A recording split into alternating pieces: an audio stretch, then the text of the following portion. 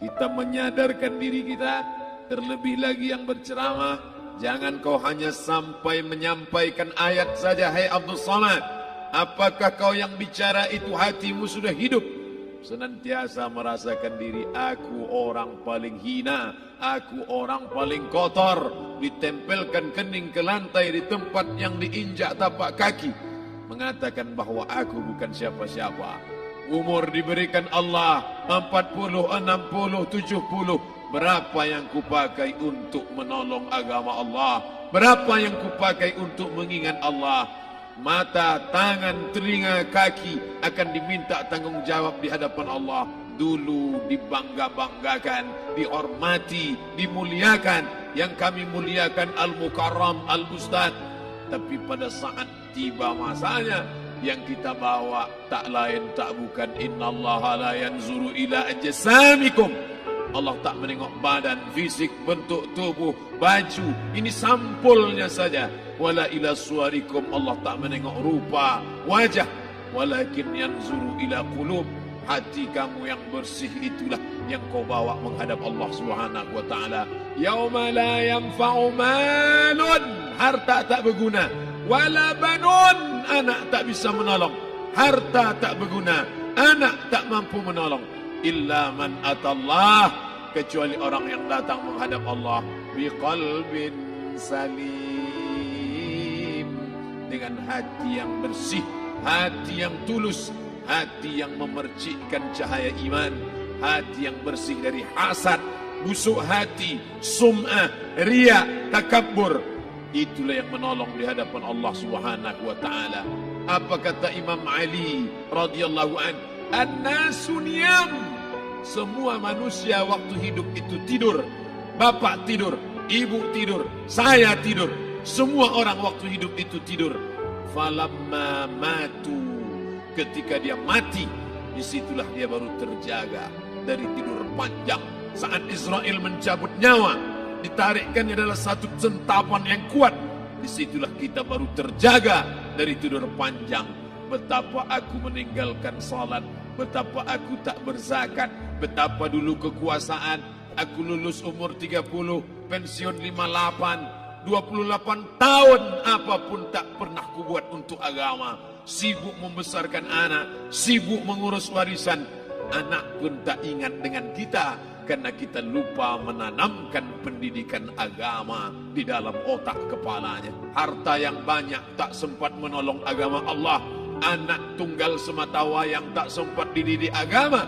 Istri meninggalkan dalam keadaan stres susah hatinya, karena dia tak diajarkan sabar menerima ridha ketetapan takdir Allah.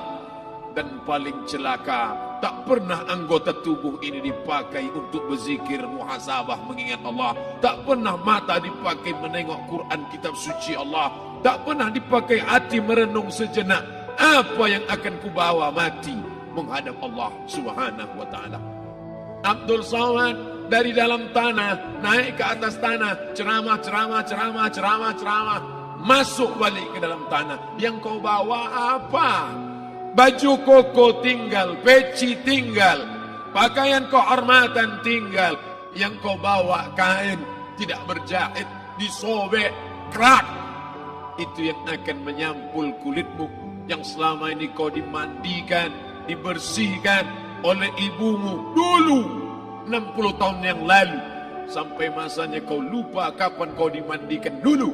Sekarang ruh melihat, disebut dia ruh, karena dia raha ya ruhu ruh, seperti aroma semerbak yang datang pergi hinggap. Ruh, sampai masanya dia datang masuk ke dalam jasad. Ruh, sampai masanya dia pergi meninggalkan jasad. Malam ini dimuliakan Al-Mukarram Haji Abdul Samad LCMA. Kenapa Abdul Samad ini dimuliakan? Karena ruh hinggap sejenak sebentar, sampai masanya besok pagi dia ruh keluar dari dalam tubuh ini. Anak yang katanya ayahku sayang, istri katanya kaulah abang, sampai masanya mereka tak lagi mau mendekat. Rumah itu saya yang buat, saya yang mengukurnya.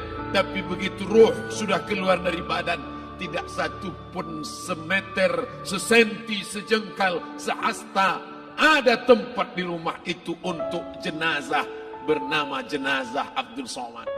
Mana kawan, sahabat, andai tolan, anak menantu, teman sekantor, semuanya pergi meninggalkan.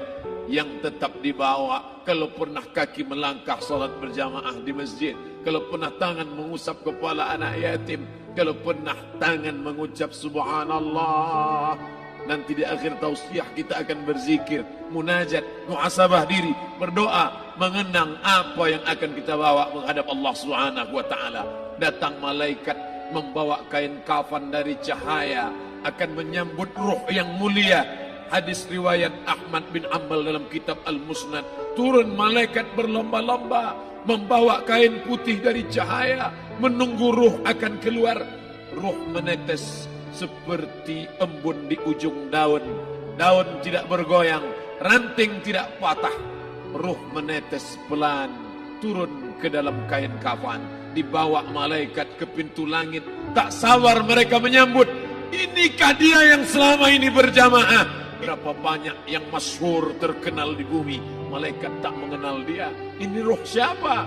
Tapi ini bukan LCMA, dia bukan ustaz, dia bukan ulama, tapi imannya dalam, kekuasaan dipakai menolong agama Allah. Rohnya keluar di bawah, semua malaikat mengucapkan salam. Inilah orang yang selama ini kami tunggu-tunggu, catatannya sudah lama. Setiap pagi petang, malaikat subuh membawa catatan namanya, malaikat malam membawa catatan namanya. Kami merindukannya. Begitu orang-orang yang masyhur di langit, tapi tak dikenal makhluk bumi. Tapi ada sebaliknya, yang rohnya disentapkan, ditarik malaikat dengan begitu tarikan yang sangat kuat. Nabi bertanya saat Isra Mi'raj kepada mereka yang sudah mati ribuan tahun yang lalu, apa yang kalian rasakan? Yang satu mengatakan seperti tebasan pedang di tempat yang sama beratus kali. Yang satu mengatakan seperti kambing yang dikuliti hidup-hidup. Yang satu mengatakan seperti mata kail pancing ditarik dari kulit yang basah. Maka kita berdoa setiap selesai salat, Allahumma hawwin alaina, ringankan kami ya Allah, fi sakaratil maut, di saat sakaratul maut yang amat sangat menyakitkan itu, di saat malam pertama di tempat yang gelap, di tempat yang tak pernah diimpikan oleh orang, tapi kita tetap melewati dan merasakannya. Perlahan-lahan cacing tanah, ular-ulat kalajengking akan menggerogoti kulit yang selama ini dimandikan, selama ini dipakaikan sampo yang mahal, selama ini dioleskan pelembab yang lembut. Tapi ternyata sebelum roh keluar jasad, setelah keluar, dia hanya akan menjadi santapan cacing tanah. Hancur berkeping hari demi hari. Yang pertama kali membusuk adalah mata, karena dia berisi cairan. Cairan ini mengering, busuk dan berlubang. Lalu kemudian usus sebulan di dalam tanah. Mulai dia menggelembung masuk angin dan dia meletus pecah. Cacing-cacing tanah mulai datang menggerogoti, memakan. Habis, siap tak siap, suka tak suka, kau akan didatangkan. Apa yang akan ditanya oleh Allah? Perbuatanmu, amalmu.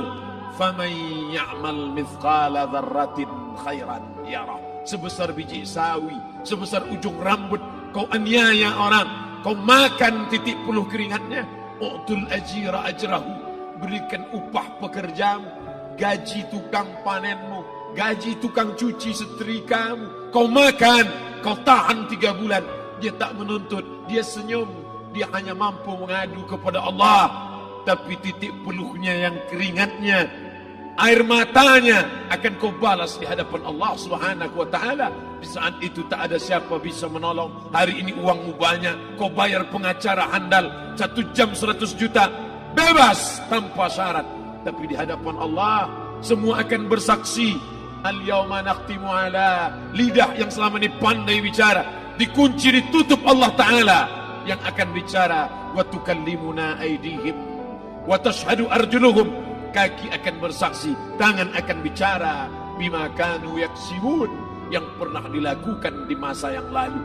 Mata melihat seolah-olah nyata perbuatan itu pernah dilakukan dulu. Kita lupa, kita tak ingat. Tapi catatan malaikat terlalu terang benderang. Wa in kullun lamma jami'un ladaina muhdarun.